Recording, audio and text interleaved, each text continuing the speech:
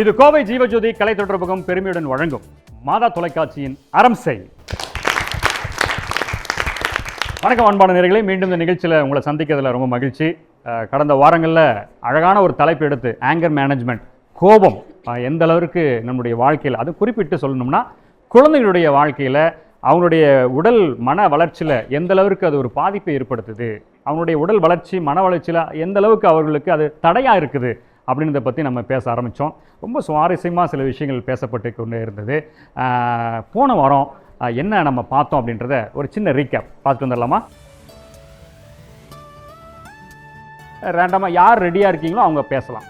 பேசுக்கண்ணே. Compare பண்ணாமல் இந்த மாதிரி நார்மலாக கான்வர்சேஷன் போயிட்டு இருந்துச்சுன்னா அந்த காமாக தான் இருக்கும். யாராச்சும் காசிப் பண்ணும்போது அமைதியாக இருப்பீங்க. நீங்கள் சொல்லிக்கோங்க, என்னை பற்றி எனக்கு தெரியும். அந்த மாதிரி நான் ஏதாவது பண்ணிருக்கும்போது ஃபோன் பார்க்காத, டிவி பார்க்காத அப்படின்னு சொன்னால் நான் அதை ஃப்ரீயாக விட்டுருவேன். கோவத்து என்ன மாதிரி விஷயம் உங்களுக்கு ட்ரிகர் பண்ணும்? அம்மா கிட்ட இது கரெக்டுமா, இது பண்ணுங்கன்னு சொன்னால் அதை பண்ண மாட்டாங்க, வேறு ஏதோ பண்ணிட்டு தப்பாக வரும். ஒரு சின்ன விஷயத்துக்காக ரொம்ப நேரம் திட்டிகிட்டே இருந்தா. ஃப்ரெண்ட்ஸ் யாராவது ஸ்கூலில் அவங்க தப்பு பண்ணியிருப்பாங்க, டீச்சர்கிட்ட போய் நம்ம மாட்டிக்குவோம். ரீகேப் பார்த்து முடிச்சிட்டோம். போன வாரம் என்னென்னலாம் பேசணுன்றது உங்களுக்கு ஒரு சின்ன நினைவூட்டல் தான். இப்போ இன்னும் தொடர்ந்து நிறைய பேச போகிறோம். வாங்க. நம்ம ஏதாவது சொல்லி கோவம் வந்துச்சுன்னா அது அப்படியே போய் வீட்டில் இருக்க பெரியவங்ககிட்ட காமிக்கிறது. நாம் இங்கே சொன்னதுக்கு அவங்க பாட்டியோ தாத்தாவோ அதை கேட்டாங்கன்னா அங்கே டபுளாக ரியாக்ட் ஆகும். அது என்ன ஆகும்னா அது தேர்ட் அப்படி சுற்றி வந்து ஏன் மேலே ரியாக்ட் ஆகும், எதுக்கு நீ பையனை பேசுன அப்படின்னு. டோட்டலாக இவனை நம்ம ஏதாவது சொல்லுவோம், கடைசியில் நம்ம நிம்மதி அங்கே போயிடும் மாதிரி ரவுண்ட் அடிச்சு கரெக்டாக அவங்க நம்மகிட்ட நிற்கும். அவங்க தாத்தாவோ பாட்டியோ வந்து நம்மளை அதுக்கு மேலே டார்கெட் பண்ணுவாங்க. நீ அப்படி சொல்லலான்னு ஒன்று அதான் இருக்கும். இல்லைன்னா உங்கள் அம்மா நல்லதுக்கு தானே சொல்கிறா, இதை கூட உன்னால் கேட்க முடியாதாம்பாங்க. அதுவும் வேறு மாதிரி அவன் ட்ரிகர் பண்ணுவான். ஓ என்ன நீ டைரெக்டாக திட்டினதை பார்த்தாலும் நான் அவங்ககிட்ட வேறு சொல்லி என்ன திட்டுறீங்களோ அப்படிங்கிற மாதிரி வேறு மாதிரி ரியாக்ட் ஆகாது. நம்ம அடித்தோம்னா ஓடி போய் அப்பாவை கிள்றது, தங்கச்சியை அடிக்கிறது, புரண்டுறது, இந்த மாதிரி நம்மக்கிட்ட இருக்கிற கோபத்தை நம்ம மேலே காமிக்க முடியாது. அம்மா மேலே, அப்பா மேலே காமிக்கிறது, தங்கச்சி மேலே, அண்ணன் மேலே, அத்தைக மேலே, இப்படி காமிச்சிக்கிறது. டோட்டல் ஃபேமிலியா? எல்லாம் கூட்டு குடும்பமா 12 பேர் இருக்கோம். அப்போ எல்லாத்துக்கிட்டையும் காமிச்சிக்கிறது. எதையா போட்டு டேப் பண்ணுவான், நம்மளை இரிட்டேட் பண்ற மாதிரி. எப்படி புரியல? சோஃபா எதா போட்டு டேப் பண்ணிட்டே இருப்பாங்க. நம்மளுக்கே அது இரிட்டேட் ஆகி ஏன்டா நம்ம இவனை திட்டணுங்கிற மாதிரி போயிட்டே இருக்க வேண்டியது. திட்டு வேணுமேட்டு நீ அப்படின்றவன இந்த டெக்னிக் எங்கே கற்றுக்கிட்ட நீ? அதெல்லாம் தானே தோணுச்சா? ஓகே, சொல்லுங்கம்மா. இப்போ இவள் சிஸ்டர் இருக்கானா, அவள் ஒரு 5 இயர்ஸ் டிஃப்ரெண்ட் இருக்கிறங்காட்டி அவள் ஏதாவது ஒரு சேட்டை பண்ணால் அவளுக்கு நம்ம ஏதாவது ஒரு சரி சின்ன குழந்தை தானே விட்டுருன்னு 2 பேர் இது பண்ணும்போது, ஆமாம் நீங்கள் எப்போ பார்த்தாலும் அவளுக்கே செல்லம் கொடுத்துட்டுருங்கன்னு சொல்லி ரொம்ப எக்ஸ்ட்ரீம் கோவம் அந்த டைமில் வரும். அப்படி வரும்போது அவள் ஏதாவது வந்து அப்போ தான் பார்த்தா அவள் வந்து ஏதாவது ஒன்று இது பண்ணுவாள், அது பண்ணு இது பண்ணு சிந்தியான்னு ஏதாவது சொல்லும் போது உடனே அந்த கோவத்தை சும்மா சட்டுன்னு ஒரு அடி கொடுத்து காமிச்சிருவான். அந்த கோவத்தை அப்படி ஃபுல் எக்ஸ்ட்ரீம் சின்ன பிள்ளைய அந்த அந்த ஆன் த ஸ்பாட் வந்து அவளுக்கு என்ன பண்ணுறதுன்னு தெரியாமல் உடனே சட்டுன்னு ஒரு கோவம் பலாரும் ஒரு அரை சட்டுன்னு விட்டுட்டு என்னை டிஸ்டர்ப் பண்ணாமல் இரு கொஞ்சம் போ அப்படின்னு சொல்லிடுவேன். இல்லைன்னா கதவை சாத்திட்டு உள்ளே போய் உட்காந்துருவேன். அதை தான் சொன்னாங்க முன்னாடி எங்கள்கிட்ட. நான் கோவம் வச்சுன்னா நேராக கதவை சாத்தி உள்ளே போய் வேணா அழுவேன், ஓன்னு அழுவேன். ஆனால் வந்து இது பண்ண மாட்டேன்னா பத்தியா மறைச்சிருக்கிற நீ எங்கள்கிட்ட. சொல்லுங்க. கோவத்துக்கு அடுத்தது வந்து பார்த்திங்கன்னா ரொம்ப பிடிவாதமாக இருக்கிறது. அவன் என்ன ஸ்டேஜில் இருக்கிறானோ அதே ஸ்டேஜ் அப்படி தான் இருப்பேன் அப்படிங்கிற மாதிரி பிடிவாதமாக. இல்லை அப்படின்னா வாய்ஸ் அதிகமாக சத்தத்தை அதிகமாக இப்போ இது பண்ணி பேசுகிறது. நான் என்ன பண்ணினேன் அப்படிங்கிறது சத்தமாக பேசுகிறது. ஏன்டா இப்படி சத்தமாக பேசுகிறேன் அப்படின்னா அப்படி தான் நான் எதுக்கு இது மாற்றணும், அப்படி தான் இருப்பேன் அப்படி. அது ஒரு லிமிட், அந்த ஒரு டைம் பீரியட் வரைக்கும் அவனோட அந்த பிடிவாதம் வந்து பார்த்தீங்கன்னா அப்படியே தான் இருக்கும். அதுக்கப்புறம் தான் வந்து பார்த்துட்டிங்கன்னா நம்ம சொல்கிறதே அவன் காது வந்து கேட்கவே ஆரம்பிக்கும். ஓகே, நிறைய விஷயங்கள் வந்து உங்கள் குழந்தைங்க வந்து அந்த மீட்டரில் இல்லையா, அந்த ஆங்கர் மேனேஜ்மெண்ட்டில் வந்து ஒரு தெர்மாமீட்டர் வச்சுருக்கிறாங்க. அதில் என்னென்ன லெவல் அப்பில் எப்படிலாம் வந்து உங்களுடைய கோபம் ட்ரிகர் ஆகுது, லெவல் 1, லெவல் 2, லெவல் 3ன்னு லாஸ்ட் எண்டு வரைக்கும் ட்ரிகர் ஆகுதுன்னு சொல்லி அவங்களுக்கு புரிந்த அளவில் அது எழுதியிருக்கிறாங்க. இப்போ பார்த்தீங்கன்னா பக்கத்துலேயே வந்து இன்னொரு சைடில் ஒன்று இருக்கும். இதுலேருந்து எப்படி மீண்டு வரலாம், அதுக்கான விஷயங்கள் என்ன இருக்குது, ஆக்டிவிட்டி, தட் மீன்ஸ் என்னென்ன செயல்பாடுகளை செய்ய முடியும், எப்படி செய்ய முடியும் அப்படின்றத இப்போ நீங்களும் உங்கள் குழந்தையும் சேர்ந்து செய்ய போகிறீங்க இங்கேயே. இப்போ அதை பற்றி ஒரு சின்ன ஒரு விளக்கம் டாக்டர் சொல்லுவாங்க. தென் அதுக்கப்புறம் வந்து நம்ம ஆக்டிவிட்டிக்குள்ளே போகிறோம். ஸோ இப்போ நிறைய டைம் பார்த்திங்கன்னா நம்ம ஒரு பேரண்ட்டாக குழந்தைங்க கோவப்படுறாங்க, அது நமக்கு பிடிக்கல, ஆப்வியஸ்லி நமக்கு அது ரொம்ப கஷ்டமாக இருக்குது. இல்லைனா அவங்க ஏதாவது வார்த்தைங்க சொல்லிடுறாங்க, அது நமக்கு ரொம்ப ஹர்ட் ஆகுது. நிறைய டைம் அந்த கோவம்ங்கிற ஒரு சர்க்கிள், அவங்க கத்துவாங்க, நமக்கு ஹர்ட் ஆகும், இல்லை நம்ம கத்துவோம், அவங்களுக்கு ஹர்ட் ஆகும், மாறி மாறி இந்த மாதிரி தான் நார்மலாக ஒரு சர்க்கிள் மாதிரி சுற்றிட்டே தான் இருக்குது. பட் அதுக்கு நிறைய டைம் நம்ம என்ன பண்ணலாம்? அந்த பையன் என்ன சொன்னான்னா, அவங்க திட்டுவாங்க, நான் கோவமாயிரும், நான் மூஞ்சி இப்படி வச்சுருப்பேன், அதுக்கப்புறம் அவங்களே வந்து என்ன சமாதானப்படுத்துவாங்க. ஸோ அது கரெக்டாங்கிறது ஒரு கொஸ்டின் மார்க் தான். ஸோ எதுக்கு கோவப்பட்ட, அந்த எதனால் வந்துச்சு, அந்த விஷயத்தை நான் எப்படி அதை வேறு விதமாக மாற்ற முடியும் அப்படிங்கிறது ஒரு பேரண்ட் டு சைல்டு 2 பேருக்குமே அது தெரியணும். ஓகேங்களா? அப்போ தான் நம்மளால் அந்த கோவத்தை கம்மி பண்ண முடியும். நீ இப்போ குழந்தைகிட்ட மட்டும் போய் நீ கோவம் கம்மி பண்ண வராது. இப்போ நம்மளும் ரியாக்ட் பண்ணுறோம். இப்போ அவன் சொல்கிறான், நீங்கள் 80க்கு போட்டு நான் சொல்கிறேன், நீங்கள் கேட்க மாட்டீங்கன்னா அதனால் எனக்கு கோவம் வந்துச்சு அப்படின்னு குழந்தைங்க நிறைய பேர் சொன்னாங்க. ஸோ ஆஸ் அ பேரண்ட் நம்ம என்ன சேஞ்ச் பண்ணலாம், ஆஸ் அ சைல்டு அவங்க என்ன சேஞ்ச் பண்ணலாம்? ஃபஸ்ட்டு பார்ட் அப்படிங்கிறது ஒரு பேரண்ட்டாக அவங்க குழந்தைங்க கோவப்பட்டு எதாவது வரும்போது நீங்கள் ஃபஸ்ட்டு அவங்க கண்ணை பார்த்து பேசுகிறீங்களா? குழந்தைங்க சொல்லுங்கள், உங்கள் பேரண்ட்ஸு நீங்கள் கோவத்தில் இருக்கும்போது உங்கள் கண்ணை பார்த்து உங்கள் பேரண்ட்ஸ் பேசுகிறாங்களா? நோ. குழந்தைங்க சொல்லுங்கள். சொல்லு. நோ. நோ. நீ கோவமாக இருக்கும்போது உங்கள் அம்மா உங்கள் கண்ணை பார்த்து பேசுகிறாங்களா? நோ. பார்க்குறதே இல்லை அப்படிங்கிறது தான் கோவமே எனக்கு அப்படின்னு. நோ. பாஸ் பண்ண அங்கே pass. No. Yes yes yes. Okay. கோவமாக இருக்கும்போது உங்கள் அம்மா உங்கள் கண்ணை பார்த்து பேசுகிறாங்களா? ஐ கான்டாக்ட் இருக்கா? அந்த கான்வர்சேஷன் ஆகும்போது ஐ கான்டாக்ட் இருக்குமா? No. No. No. So 80% to 90% no. Correct. First step parents understand பண்ணிக்கிங்க. நீங்கள் எந்த கோவத்தில் இருந்தாலும் கண்டிப்பாக நீங்கள் பேசும்போது தயவுசெய்து ஃபோனில் பேசி கோவத்தை இது பண்ணாதீங்க. நிறைய டைம் ஒர்க்கிங் பேரண்ட்ஸ், இது காமன் ப்ராப்ளம் லேட்டாக ஒர்க்கிங் பேரண்ட்ஸ் தாத்தா பாட்டி ஏதோ ஃபோன் பண்ணி சொல்கிறாங்க, குழந்தை ஏதோ ஃபோன் பண்ணி சொல்கிறாங்க, ஃபோனில் வர ஃபோன்லேயே நீங்கள் கத்திட்டே சண்டை போட்டுகிட்டே வரீங்க. நிறைய டைம் நடக்குதா? It happens most the time. தயவு செய்து நீங்கள் ஒரு கோவமான ஒரு சுச்சுவேஷனாக இருக்கும்போது ஃபஸ்ட்டு ஸ்டெப்புங்கிறது நிறைய பேர் அதில் இன்வால்வ் ஆகக்கூடாது. ஃபார் எக்ஸாம்பிள், அம்மா அப்பா பெரிய பையன் சின்ன பையன் 4 பேர் இருக்காங்கன்னு வைங்க. அம்மா அப்பா பெரிய பையனுக்கு மட்டும் பிரச்சனைனா நீங்கள் 3 பேர் தனியாக ஒரு இடத்துல உட்காந்துட்டு ஒரு ரூமுக்குள்ளே உட்காந்துட்டு பேசுகிறது பெட்டர். அது சின்ன பையன் பார்க்கணுன்னு அவசியம் இல்லை. நிறைய டைம் ஹாலில் நின்று எல்லாருக்கும் தெரிகிற மாதிரி கத்துவீங்க. குழந்தைங்களுக்கு இந்த டீனேஜ்ல they don't like to எல்லாருமே பார்க்கறது பிடிக்காது. am I right or wrong? குழந்தைங்க am I right? yes we don't like it. இல்லை, நம்ம தனியாக உட்காந்து first I to eye contact வச்சுட்டு என்ன ஆச்சு, ஒன்று ஃபஸ்ட்டு ஸ்டெப்புங்கிறது அவங்க மேலே பிரச்சனைனா அவங்க ஃபுல்லாக எக்ஸ்பிளைன் பண்ணணும். அது வரைக்கும் நம்ம கொஞ்சம் பொறுமையாக இருக்கணும். மத்தியத்தில் இல்லை அந்த அத்தை இப்படி சொன்னாங்க, நீ இப்படி தான் பண்ணியிருப்பேன் அப்படின்னு சொல்லாமல் ஃபஸ்ட்டு ஸ்டெப்புங்கிறது அவங்க ஃபுல்லாக சொல்லிட்டோம், இப்படி ஆச்சு அப்படி, அது பொய்யாவே இருந்துட்டு போகட்டும், அது தேவையில்லாமல் இருந்துட்டு போகட்டும், எதுனாலும் இருந்துட்டு போகட்டும், ஃபஸ்ட்டு ஃபுல்லாக சொல்லி முடிக்கட்டும். அது வரைக்கும் நம்ம பொறுமையாக இருக்கணும். அதுக்கு ஃபஸ்ட்டு நம்ம என்ன பண்ணணும், நம்ம பொறுமையாக இருந்தால் மட்டும்தான் அது பண்ணணும். நம்ம டென்ஷனாக இருக்கும்போது அங்கே போய் உட்காந்து பண்ணக்கூடாது. As a parent for example, நான் கோவமாக இருந்தேன்னு வைங்க, நான் என் பையனோட நானே டென்ஷனாக இருந்தேன்னா நான் என்ன சொல்வேன், நீ அந்த பக்கம் நடந்து போ, நான் இந்த பக்கம் நடந்து போ, 5 நிமிஷத்துக்கு கழிச்சு நம்ம வந்து உட்காந்து பேசலாம். அந்த பேசுகிற ஸ்டேஜில் காமாக, அட்லீஸ்ட் அடல்ட் காமாக இருக்கணும் ஃபஸ்ட்டு. ஓகே. செகண்ட், அவங்க ஃபுல்லாக பேசி முடிக்கிறாங்க. தேர்ட், அதுக்கப்புறம் எதனால கோவம், நான் ட்ரிகர் சொல்லியிருக்கேன் இது வரைக்கும். நீங்கள் கேட்டிருப்பீங்க, என்ன ட்ரிகர் ஆச்சு, என்ன விஷயம், அது ஃப்ரெண்ட் இப்படி சொன்னா, நீங்கள் இப்படி சொன்னீங்க, அப்போ அந்த விஷயம் என்ன அப்படின்னு ஃபஸ்ட்டு பார்த்துக்கோங்க. ஏன்னா பேரண்ட்டுக்கு ட்ரிகர் தெரியணும். அந்த ட்ரிகரை நம்ம எப்படி அவாய்ட் பண்ண பார்க்கணும். ஒரு வீட்டில் இப்போ நான் கத்துறேன், இல்லைனா நம்ம சும்மா சொல்கிறேன், என்னை கடைக்கு 4 வாட்டி அமுச்சு விட்றீங்க, இதெல்லாமே ட்ரிகர்ஸ். கரெக்ட். ஸோ நம்ம ட்ரிகரை ஃபஸ்ட்டு கண்டுபிடிக்கணும். ஸோ நீங்கள் ஒரு பேரண்ட்டோ ஒரு ஃபேமிலி இருக்கிறவங்க ட்ரிகர் என்னன்னு கண்டுபிடிச்சிட்டிங்கன்னா கண்டிப்பாக அந்த ட்ரிகரை நீங்களே அவாய்ட் பண்ணிடுவீங்க. அவங்களுக்கும் அது புரிஞ்சிடும். அம்மா எனக்கு இந்த விஷயனால டென்ஷன் ஆகும் முன்னாடியே சொல்லிடுவாங்க. அம்மா ஒரு வாட்டி அமுச்சு விட்றேன், அடுத்த வாட்டி அனுப்பாத, நான் டென்ஷன் ஆயிடுவேன் அப்படின்னு சொல்லிடுவேல. அடுத்த வாட்டி சொல்லிடுவே சொல்ல மாட்டியா, கத்த மாட்டேல்ல அப்போ. கரெக்ட். ஸோ ட்ரிகரை நீங்கள் கண்டுபிடிச்சிங்கன்னா it will be better. Okay. இது தேர்ட் பார்ட்.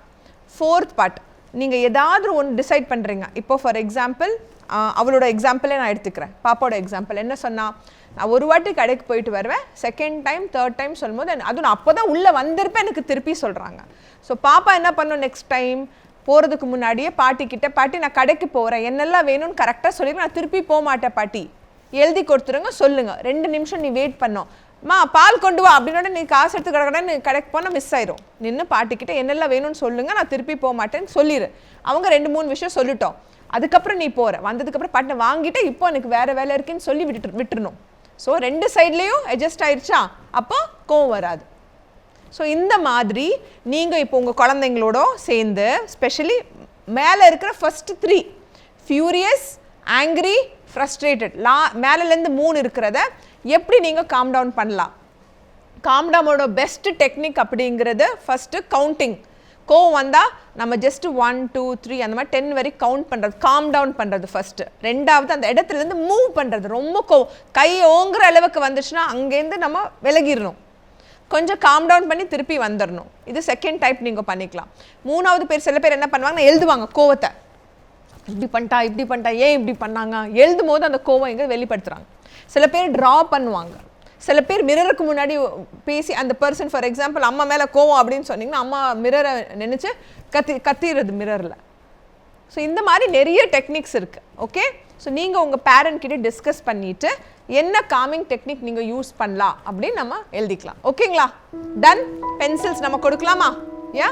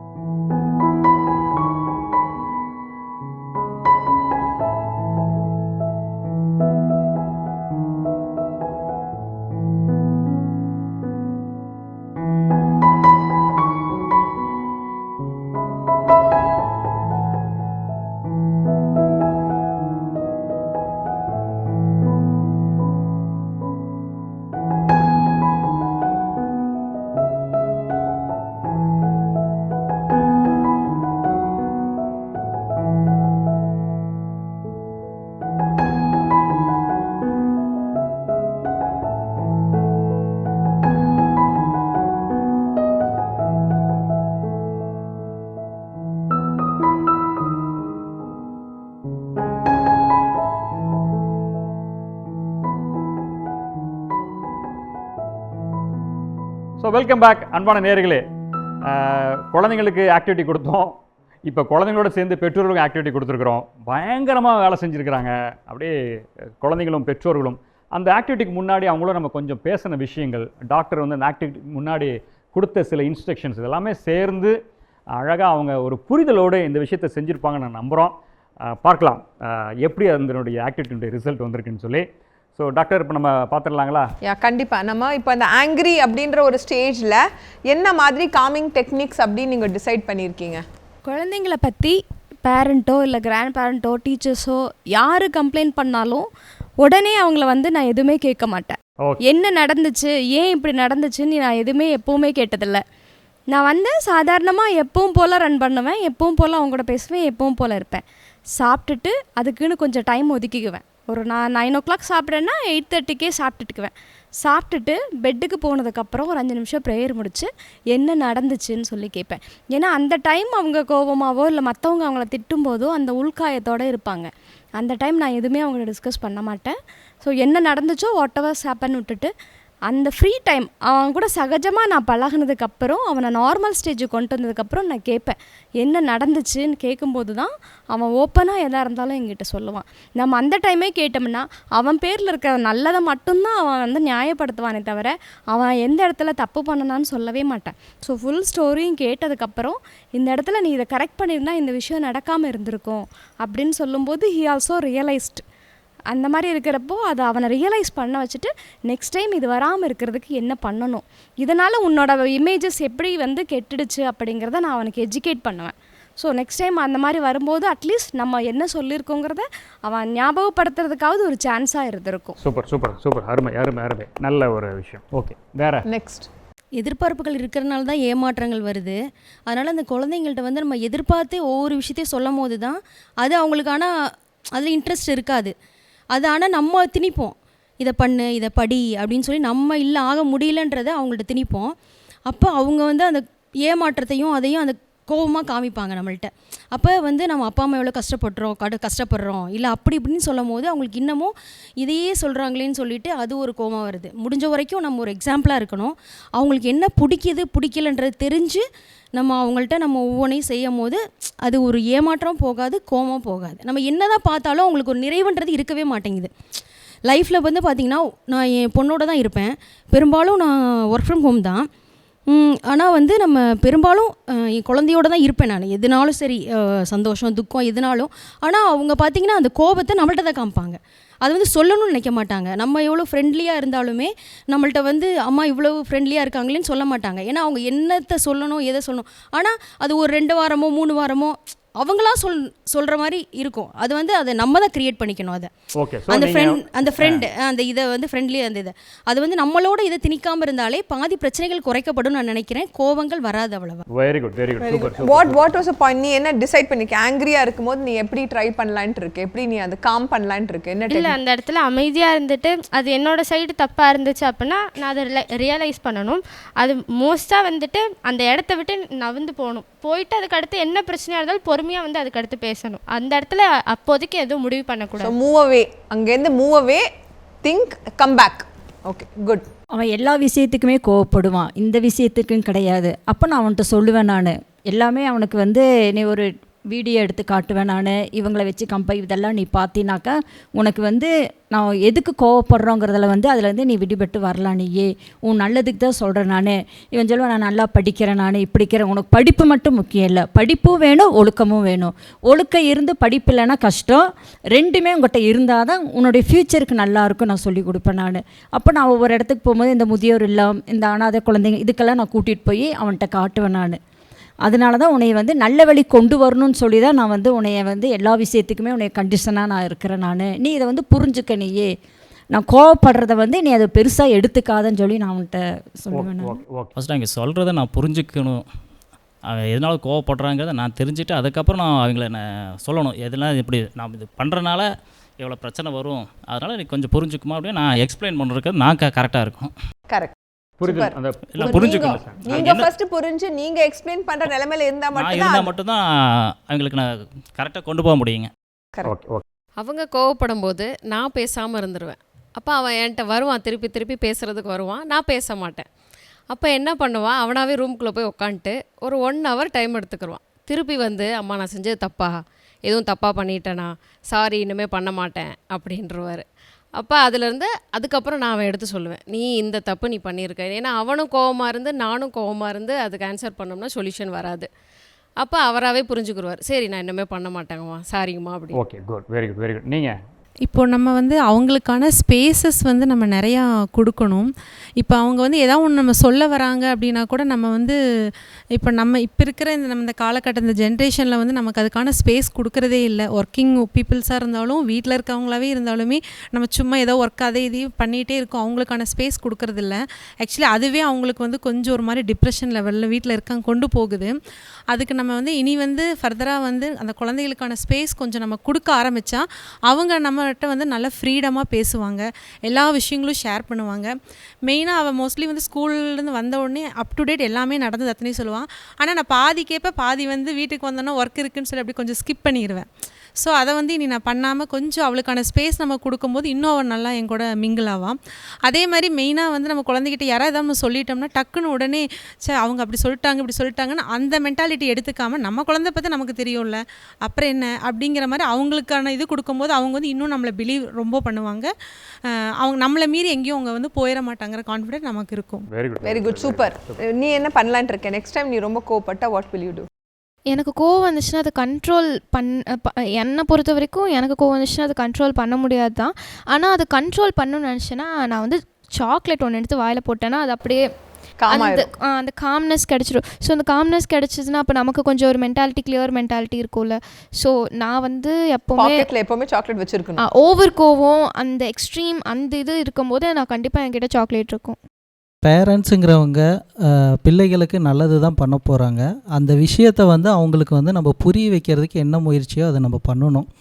ஏன்னா நாளைக்கு இப்போ இந்த மாதிரி ஒரு விஷயம் தொடர்ந்து கண்டினியூ ஆகும்போது அவங்க மனநிலை பாதிக்கப்பட்டு பேரண்ட்ஸ் வந்து எதிரியாகிற ஒரு சூழ்நிலை கூட கொண்டுட்டு போகிறதுக்கு ஒரு சூழ்நிலை இருக்கும்.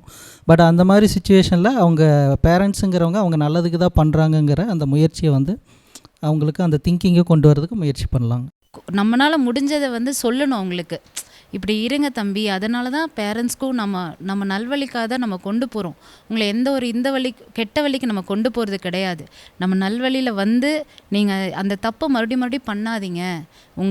உங்களோட இதை நீங்கள் நல்ல ஒரு ஃப்ரெண்ட்லியாக நம்ம மூவ் பண்ணிட்டோன்னா அவங்களுக்கும் நம்ம கூட எல்லாமே மிங்கிளாக இருப்பாங்க. நம்மளுக்கு ஃபஸ்ட்டு அவங்களுக்கு உண்டான ஸ்பேஷஸ் வந்து நம்ம கொடுக்கணும். நம்ம அதுதான் நான் சொல்ல வரேன். நான் டைம் கோவம் அப்படிங்கிறது ஒரு ரியாக்ஷன் தான், அவங்களோட பிரெயினோட ஒரு ரியாக்ஷன். அது ஃபஸ்ட் நம்ம புரிஞ்சுக்கணும். ரெண்டாவது, குழந்தைங்கிறது எல்லா கோவத்துக்கும் ஒரு ட்ரிகர் இருக்கும். அந்த ட்ரிகர் ஒரு பேரண்ட்டாக நம்மளும் அதை அண்டர்ஸ்டாண்ட் பண்ண, அது என்ன ட்ரிகர் குழந்தைக்கும் தெரியணும், பேரண்ட்டுக்கும் தெரியணும். அது செகண்ட். தேர்ட், குழந்தைகிட்ட நீங்கள் ஏதாவது ஒரு பிரச்சனை பற்றி பேசும்போது தயவு செய்து உட்காந்து பொறுமையாக ஐ டு ஐ கான்டாக்ட் வச்சு பேசிக்கிங்க. இது மூணாவது. நாலாவது, அந்த பிரச்சனை திருப்பி ரிட்டர்ன் வருது அப்படின்னு சொன்னிங்கன்னா கண்டிப்பாக எங்கேயோ பிரச்சனை இருக்குது, கண்டிப்பாக நீங்கள் போய் ஹெல்ப் எடுத்துக்கலாம். It will be good. இப்போ நம்ம ஒரு பர்சன், நான் இங்கே உட்காந்துட்டு இருக்கேன், நம்ம பேரண்ட் எல்லாம் வச்சு நம்ம பேசும்போது இன்னும் கொஞ்சம் பெட்டர் சொல்யூஷன் கிடைக்கும், பிரச்சனை வராமல். ஸோ அதனால் அது கண்டிப்பாக நீங்கள் ட்ரை பண்ணிக்கலாம். ஓகேங்களா? அன்பான நேயர்களே, கடந்த வாரங்களில் தொடங்கப்பட்ட இந்த ஆங்கர் மேனேஜ்மெண்ட், கோபம், இதை எப்படி நாம் வந்து சரியானபடி கையாளணும். கோபம் எல்லாருக்கும் வந்து உரித்தானது தான். ஏன்னா கோபம் என்பது ஒரு அழகிய உணர்வு, நமக்கு வந்து கடவுள் கொடுத்திருக்கிற ஒரு பியூட்டிஃபுல்லான ஒரு ஃபீலிங். எப்படி அன்பு, சிரிப்பு, அது மாதிரி இதுவும் ஒரு அழகான ஒரு உணர்வு தான். இந்த கோபம் இருக்கவே கூடாதா அப்படின்றதெல்லாம் விஷயமே கிடையாது. வி நீட் இந்த கோபம் வந்து ரொம்ப நல்லது, அழகானதும் கூட. செல்ல கோபம் சில சமயங்கள் இருக்கும், சின்னதாக கோச்சிக்கிறது, இதெல்லாம் நிறையா இருக்கும். நண்பர்களோட ஒரு அந்த கோபப்படுறது, நான் வந்து இந்த மார்க்கை நான் இவ்வளோ கம்மியாக எடுத்துட்டேன், அடுத்த முறை எடுக்கிறேன் பாடுறா அப்படின்னு ஒரு கோபம். இப்படி அதே மாதிரி ஒரு விளையாட்டில் பார்த்திங்கன்னா, இந்த முறை நான் விடவே மாட்டேன்டா, நம்ம எல்லாருமே சேர்ந்து செய்வோம் அப்படின்ற இந்த விதமான கோபம் வந்து உண்மையே நம்மளை வந்து ஒரு பெரிய ஒரு இடத்துக்கு கொண்டு போய் சேர்த்துரும். நம்ம நினைக்கிற விஷயத்தை வந்து செய்ய வச்சிரும். அந்த கோபம் அழகான கோபம், அறச்சீற்றம், அந்த ஒரு எளிய கோபம். ஆனால் அதே கோபம் அளவுக்கு மீறும் பொழுது, இந்த லெவல் அப் மேலே தெர்மாமீட்டர்னுடைய ரெட் பாயிண்ட்டுக்கு போகும்போது, இந்த ஃபியூரியஸ் ஸ்டேஜ், மிக பெரிய கோபம், ஆங்காரமாக அது மாறும் பொழுது அது என்ன ஆகும்? கோபம் சினம் நெருப்பை போன்றதுன்னு வள்ளுவர் சொன்னதை நான் உங்களுக்கு ஏற்கனவே சுட்டி காட்டியிருக்கிறேன். அந்த நெருப்பு சுட்டுடும். ஆக்கப்பூர்வமான தேவைக்கு அந்த நெருப்பா, இல்லை அழிவுக்கான அந்த நெருப்பா அப்படின்றத நம்ம தேர்ந்தெடுக்க போகிறோம். இது பெரியவர்களுக்கே சில சமயம் வந்து ஒரு பெரிய ஏமாற்றத்தை கொடுக்குறது. பெரியவங்க நாமளே அந்த ஆங்கர் மேனேஜ்மெண்ட்டை நிறைய நேரம் யூஸ் பண்ணுறதில்ல, சடார்னு பர்ஸ்ட் அவுட் ஆகிடுறோம் கோவம். அப்போ அந்த குழந்தைங்களுக்கு, இந்த குழந்தைங்க உள்ளபடியே வளர்கிற நேரத்திலேயே ஒரு சரியானபடி இந்த ஆங்கரை, இந்த கோபத்தை கையாளக்கூடிய அந்த விஷயத்தை, அந்த திறனை நம்ம வந்து ஊட்டிட்டோன்னு வச்சுங்களேன், அதை விட ஒரு பெரிய ஒரு ப்ளஸ் பாயிண்ட் அந்த குழந்தைங்களுக்கு கிடையவே கிடையாது. நீங்கள் நினைக்கிறீங்க நல்லா டேலண்ட்ஃபுல்லாக இருக்கணும், பயங்கர எல்லா விஷயத்துலையுமே டாப் மோஸ்ட்டில் இருக்கணுன்றது எல்லாம் சரி தான். டாப் மோஸ்ட்டு ஒரு மியூசிஷியனாக இருப்பான், ஆனால் கோவப்பட்டானா எல்லாம் போச்சு. டாப் மோஸ்ட் ஒரு பிளேயராக இருப்பான், ஆனால் கோவப்பட்டானா எல்லாம் போச்சு. இதுதான் பிரச்சனை. அப்போ நம்மளுடைய வளர்ச்சியில் மிக மிக முக்கியமாக நுட்பமாக யோசிக்க வேண்டியது இந்த கோபம் அப்படின்ற விஷயம். அதனால தான் நம்ம வந்து அறம் செய்ய நிகழ்ச்சியில் வந்து எடுத்துக்கொள்கிற எல்லா தலைப்புகளுமே ஒரு ரொம்ப விசேஷமான விஷயம். என்னென்னா, இது நம்ம இதெல்லாம் சாதாரண கோபப்படுறது பெரிய விஷயமா அப்படின்னு நான் நினச்சிக்கிறோம். ஆனால் கோபம் எப்படி கொண்டு போய் ஒரு மனுஷனை நிறுத்திடும் அப்படின்றது தான் இன்றைக்கி நாடுகளுக்குள்ளே இருக்கிற பிரச்சனையே இந்த கோபம் தான். இனத்துக்குள்ளே இருக்கிற பிரச்சனையே கோபம் தான். வீட்டுக்குள்ளே இருக்கிற பிரச்சனையே கோபம் தான். அப்போ அந்த கோபத்தை சரியானபடி நம்ம கையாண்டோம்னா நிச்சயமாக அது நம்மளுடைய வாழ்க்கைக்கும் சரி, உளவியல் ரீதியான சைக்காலஜிக்கலாகவும் சரி, அதே சமயத்தில் நம்முடைய உடல் வளர்ச்சிக்கும் அது பெரிய பயனுள்ளதாக இருக்கும் அப்படின்னு நினைக்கிறேன். ஏன்னா உடல் வளர்ச்சிக்கும் போது கோபத்துக்கு உடல் வளர்ச்சிக்கு என்ன, சிம்பிளாக சொல்கிறான், நான் சாப்பிட மாட்டேன் அப்படிங்கிறான், என்ன ஆகும்? நியூட்ரிஷன் குறைய போகுது. நிறைய பேர் தூங்க மாட்டேன்றான், தூங்காமல் இருப்பேன், அப்படியே முழிச்சிக்கிட்டே இருப்பேன்றான். அது உடலை பாதிக்கும். அப்போ நல்ல மனநிலையோடு இருக்கும் பொழுது அதை கையாளுவதற்கான மனநிலை வந்து இந்த குழந்தைங்களுக்கு நம்ம கற்றுத்தரணும். அதை கற்றுத்தரும் பொழுது பெற்றோராக இருக்கிற நாம் அதை புரிந்து கொள்ளணும். அவங்களுக்கான அழகாக நிறைய பேர் சொன்னாங்க, அந்த ஸ்பேஸ் நான் கொடுக்க நினைக்கிறேன் இனிமேட்டு. அந்த குழந்தைங்க நல்ல அழகாக சொன்னாங்க, ஒரு 1 hour விட்டுருவாங்க, பேசவே மாட்டாங்க அவனும் என்கிட்ட பேச மாட்டான்.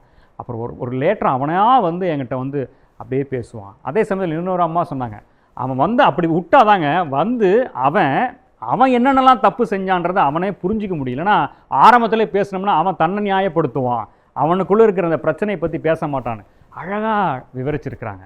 இதை தான் நாங்கள் உங்கள்கிட்ட எதிர்பார்க்குறோம். பெற்றோர்களாகிய நீங்கள் உங்கள் குழந்தைகள்கிட்ட எப்படி நீங்கள் அணுகணும், ஒரு கோப நிலையில் இருக்கும்போது அந்த லெவல்ஸில் இருக்கும்போது எப்படி நீங்கள் அணுகணும் அப்படின்றதையும், அதே சமயத்தில் இதை பார்த்து கொண்டிருக்கிற குழந்தைகள், இப்போ இங்கே இருக்கிற குழந்தைங்களாம் ஒரு தீர்க்கமான ஒரு மனநிலை இப்போ லைட்டாக வந்திருக்கும். என்ன வந்திருக்கும், ஓகே இதான் இந்த லெவலா, இந்த லெவலில் அப்போ நம்ம அடுத்த முறை வீட்டில் அவன் கோபப்பட நினச்சோம், நம்ம எந்த லெவலில் இருக்கிறோம், நம்ம இப்போ இன்னும் இந்த ஷீட்டு வேறு கையில் வச்சுருக்கிறாங்க, வீட்டில் பொண்ணு எடுத்து என்னடா அடிக்கடி பார்த்துட்டு இருக்கிற ஷீட்டை, நோ நான் எந்த லெவலில் இருக்கேன்னு செக் பண்ணிக்கிறேன் நான் அப்படின்னு. ஸோ அந்த இப்போ அவங்களுக்கு ஒரு புரிதல் வந்திருக்கும். அப்போ அதுக்கு தகுந்த மாதிரி அவங்க தங்களை மாற்றிக்கொள்ள முயல்வாங்க. அதே தான் உங்கள்கிட்டையும் இந்த நிகழ்ச்சி பார்த்து கொண்டிருக்கிற பெற்றோர்கள், குழந்தைகள், நீங்களும் இதை வந்து சரியானபடி புரிந்து உங்கள் வாழ்க்கையில் இதை நீங்கள் அப்ளை பண்ணணும். அப்படி பண்ணும்பொழுது நிச்சயமாக பெரிய சாதனையாளர்களாக நிச்சயமாக உங்களால் வர முடியும் என்பது தான். மீண்டும் வள்ளுவனோடு அந்த வார்த்தையை நான் சேர்ந்து சொல்கிறேன். சினம் என்பது ஒரு நெருப்பை போன்றது. இந்த நெருப்பை வைத்துக்கொண்டு நீங்கள் சமைக்கலாம், இல்லைன்னா ஏதோ ஒரு விஷயத்தை போட்டு அழிக்கலாம். இதில் நாம் என்ன சூஸ் பண்ண போகிறோம், உருவாக்க போகிறோமா அல்லது அழிக்க போகிறோமா என்பதோடு இந்த நிகழ்ச்சியை நாங்கள் நிறைவு செய்கிறோம். இன்னும் அடுத்த வாரம் புதிய தலைப்போடு நாங்கள் இந்த நிகழ்ச்சியை தொடங்க இருக்கிறோம். காண காத்திருங்கள். அதே சமயத்தில் மீண்டும் உங்கள்கிட்ட சொல்கிறது தான், இந்த நிகழ்ச்சியை பற்றிய கருத்துக்களை எங்களுக்கு சொல்லுங்கள். இன்னும் என்னென்னலாம் செய்யலான்ற உங்களோட ஆலோசனையும் எங்களுக்கு தேவைப்படுது. அழகாக சொல்லியிருந்தாங்க பாருங்கள் ஒரு அம்மா, அது மாதிரி நீங்களும் அதை சொல்லுங்கள். நாங்கள் கேட்பதற்கு தயாராக இருக்கோம், அதை செயல்படுத்தவும் நாங்கள் விரும்புகிறோம். எனவே மீண்டும் உங்களை அடுத்த வாரம் நாங்கள் சந்திக்கிறோம். இது கோவை ஜீவஜோதி கலை தொடர்பகம் பெருமையுடன் வழங்கும் மாதா தொலைக்காட்சியின் அறம் செய். மீண்டும் அடுத்த வாரம் சந்திப்போம். நன்றி, வணக்கம்.